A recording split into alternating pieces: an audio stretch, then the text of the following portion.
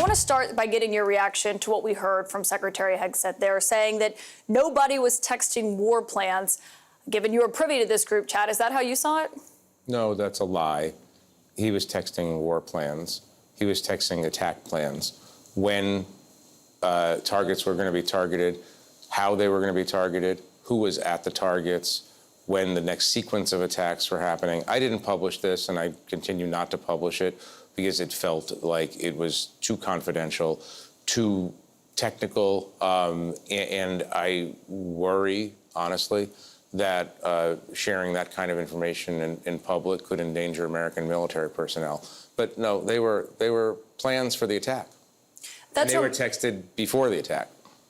And there were things texted that you viewed as so sensitive, you did not even publish them in your report today. I made the decision that the technical aspects of this, including what kinds of weapons packages, the attack sequencing, and so on, that's not necessarily in the public interest. What's in the public interest is that they were running a war plan on a messaging app and didn't even know who was invited into the conversation.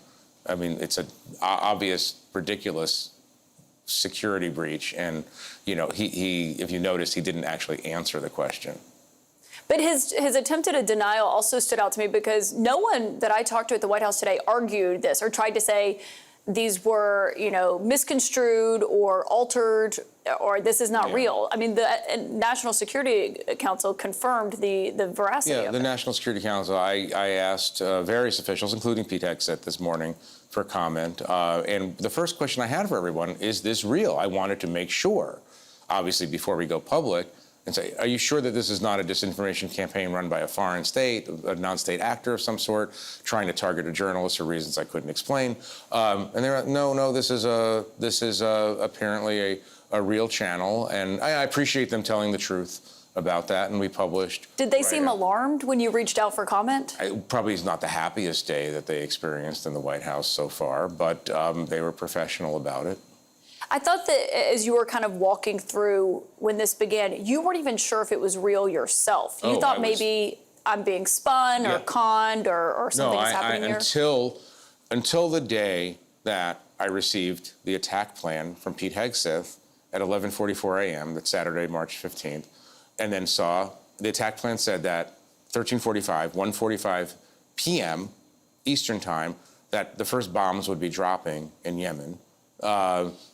Until that moment, until that period elapsed, the 2-hour period between that text and the first bombs being dropped, I thought it was a hoax. I thought somebody was trying to entrap me. Again, could it have been a foreign intelligence service? Could it have been a gadfly organization that tries to entrap journalists, which we know happens? I didn't know what it was or who it was, but what I did know was that the obvious answer was that this is a real conversation of the national security leadership of the United States. Seemed improbable to me because why would they do it on Signal? Why would they do this on a messaging app? And why would they invite the editor-in-chief of The Atlantic to watch? And how many people were on this chat? 18. And did any of them at any point when you were included in here ever raise that question, why are we talking about this over Signal? No, nobody raised the question, why are we talking about this over Signal? And nobody said, hey, who is JG? Because you show up in a little bubble as your initials. And no one at any point said, who's JG? And when I withdrew from the group, you formally remove yourself. You hit a button. It says JG has removed himself from the group. I assumed that somebody would say, hey, who just removed himself from the group? Nothing. You didn't hear from Mike Waltz or anyone else after that? No, nothing at all. I mean, it's a level of incuriosity. I guess that's the polite way of saying it. It's a level of recklessness that I have not seen in many years of reporting on national security issues. And so you eventually remove yourself from the chat. Right, once I was sure that it was real. But after you've seen everything, I mean, you published these messages. Well, I don't know what I haven't seen since then, but yes, I removed myself and I started writing the story. That's fair. In order to expose the security breach. And some White House reporters today were saying, maybe I would have never removed myself from that. These are tough questions, but I can't go into it, all the decision making involved in this, but I found out what I needed to find out. A, that it was real, and B, that it did represent the kind of gap, the Mack truck-sized gap in their security that I could never have imagined a White House experiencing. I mean, because you're a reporter, and probably a worse nightmare to have someone included on a chat, but a foreign adversary or someone who wanted to do real harm to the United States. I think that's the concern that is so obvious. Look, here. I say this only half jokingly. I mean, I'm sitting in a Safeway parking lot watching my phone and realizing, oh my God, this might be real. I think Pete Hegseth just sent this group actual targeting information, actual sequencing of an attack. And I'm holding on to the phone. I don't want anybody to... And then I thought to myself, well, I mean, I guess they're lucky they didn't send this to a Houthi by mistake, or to a foreign diplomat, or to somebody who would plausibly be in one of their phones. I guess that counts as a kind of luck. That's why they're not supposed to use open source, privately owned messaging services. They're supposed to keep all those conversations on what they call the high side. That's the classified side, where only government officials who are cleared to talk about this stuff get to talk about it. That's why they have that. You typically can't even download signal to a classified device that they issue at the Pentagon, Right. for example. Was there anyone in the group chat who surprised you that you were wondering why would they be included in this conversation? Well, it was an interesting chat. It wasn't just CIA or intelligence officials, not just defense officials. The Secretary of State was there, the Secretary of Treasury was there, the White House Chief of Staff was there, White House political aides like Stephen Miller, I believe, was there. It was a pretty broad group, given that the level that it was at. It was just a kind of an all-encompassing coordination group for a specific action. I would say, to answer your question, I've been surprised by most aspects of this story since I first got invited into the Signal chat. I mean, what have you heard today? I mean, I was getting blown up about this, messages of people saying that they couldn't believe what they were reading in your piece. What did you hear from people today? That they couldn't believe what they were hearing in the piece. I mean, like I said, I mean, I'm very interested, obviously, in what the professionals say about this, professional reporters who cover these issues like I have, people who have been in government.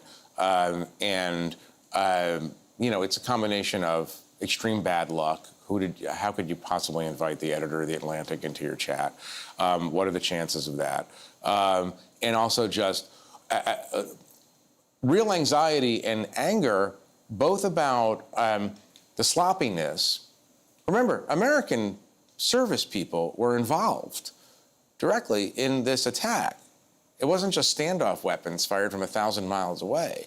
But you can't just put out this kind of information and hope for the best. The other piece that people are upset about, and there's a lot of military people feel this way, is like, hey, we have guidelines about how we're supposed to handle sensitive information. We have to pass tests every year on this. We get punished if we leave something on a desk. We get punished if we don't put it in a safe. What's going to happen here? These guys are just chatting. They're sitting, on the weekends in their homes, at stores, at restaurants, on their phones, and what's going to happen? They're wondering if there's a couple of, a double standard. Well, what did you make of the argument that, which we keep hearing from officials, this revealed the thoughtful and deliberative process that they went through? Because there was disagreement over how to proceed, which I want to ask you about in a moment. But what did you make of that, saying this actually just reveals how this process works? It does. It does. I mean, that was part of the interesting part of the reporting for me, was that, oh, wow, we just found out that J.D. Vance really disagrees with the president on this particular issue.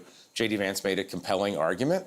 Other people countered the argument. What was really interesting was that the person designated SM, which I took to be Stephen Miller, shut down that conversation. He said, I heard the president say we're doing this, and that was the end of the conversation. And for those who haven't read the story, which everyone should, the vice president's disagreement, you said, was clear with moving forward on the strike, because you quoted him as saying, I'm not sure the president is aware how inconsistent this is with his message on Europe right now. There's a further risk that we see a moderate to severe spike in oil prices. I'm willing to support the consensus of the team and keep these concerns to myself, but he was arguing for delaying these strikes. Yeah, well, what's interesting is that he's saying that he would keep those concerns to himself, but he's basically just told the entire cabinet that he disagrees with the president's decision, and not only that, that he doesn't think the president understands.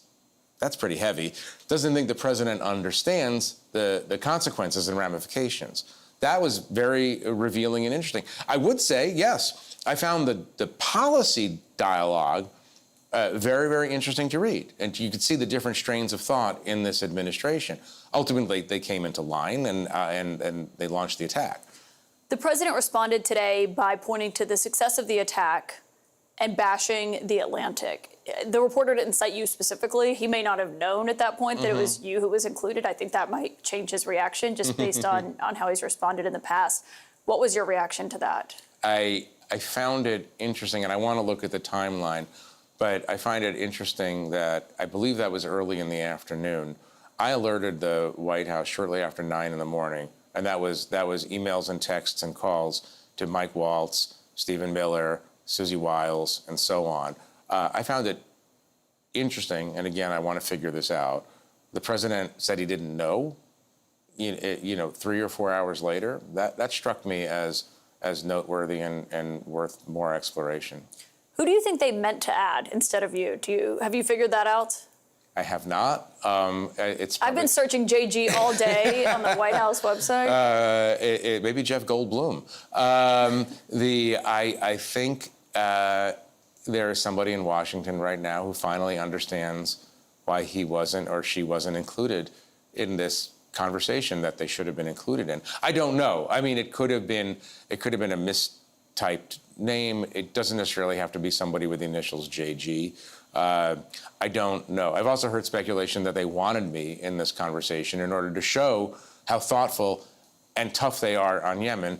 My response to that is there are easier ways to let me know, which is just call me and tell me. Yeah, that's 3D chess. I'm not sure that's 5D chess. Yeah. Jeffrey Goldberg, I mean, it was the story of the day. Thank you for joining to talk about it. Really appreciate that. Thanks.